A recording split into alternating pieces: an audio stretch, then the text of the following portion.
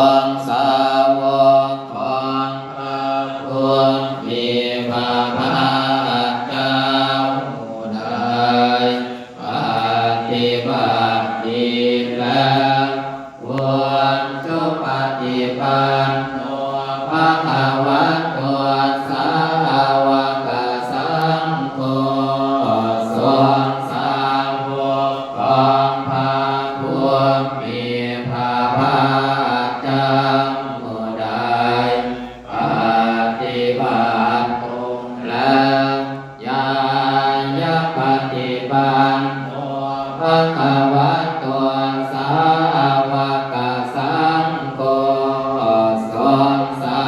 วกของพระผู้มีพระภาคเจ้าผู้ใดปฏิบัติเพื่อล้วนทำเป็นเครื่องออกจากทุกข์แล้วสามีจิตปฏิปันโนภะคะวะโตสาวกสังโฆสงฆ์สาวกของพระผู้มีพระภาคเจ้าผู้ใดปฏิบัติ